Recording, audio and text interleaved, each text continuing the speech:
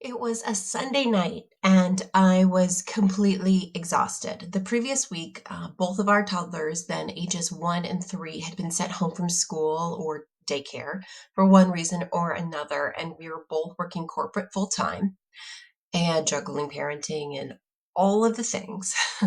Then, at the end of the day of an epically long week, my husband turns to me and says, I really think we should have another baby. And I snapped. I snapped. I was thinking, like, no way in hell. How could he not see that I was completely drowning, miserable, failing at everything, trying so hard to keep all of the balls in the air, and I couldn't imagine adding one more thing, like one more task, let alone a whole baby and everything that comes with that and the newborn stage of pregnancy. Oh my gosh. So, like you, like many of you, many mothers out there, I was told that motherhood would derail my career. And so I kind of embraced martyrdom, like I embraced, okay, I'm going to just try really hard. I might be like exhausted for 10 years. It's fine. So I tried really hard, and I'm not the only one, right? So in 2023, Women in the Workplace, a study showed that 47% of mothers considered leaving the workforce or downshifting their careers during recent years. So, COVID aside, this has been a problem for a really long time where mothers like me tend to just become exhausted trying to take everything on. And so, going back to my husband asking me, telling me, I really think we should have a third baby.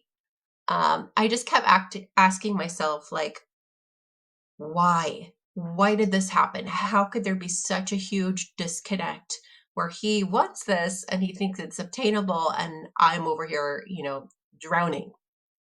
And I discovered that it's because I really wanted everything to be so perfect for my family. I had actually told myself that I was the only one that could do most things.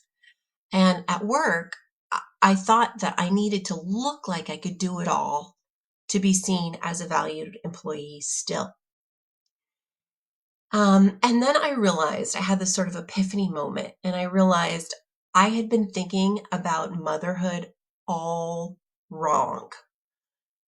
What if motherhood was not career kryptonite, but instead your leadership superpower? That is the question that sort of turned it all around for me. So I put together what I call the Audacious Mother Leader Framework. And in this framework, it's sort of a ruthless time management system and techniques for prioritization and a whole bunch of tools to use at home and at work to sort of get your sanity back.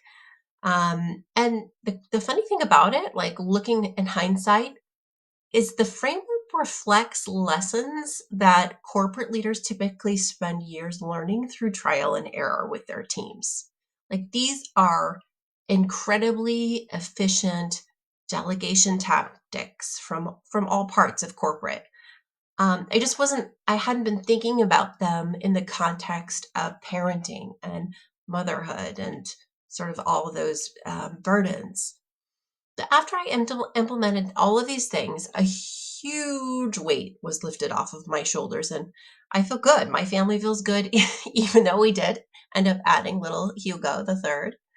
So why am I telling you all this besides just sharing my personal life on the internet? I I put together a keynote on this topic because I think it's time for women to continue to push to step forward. As of 2023, women only make up 28% of the C-suite positions. That's a McKinsey stat. And I really believe it's time for us to step forward and not back. And for the C suite to also realize the untapped potential and often undervalued potential of audacious mother leaders.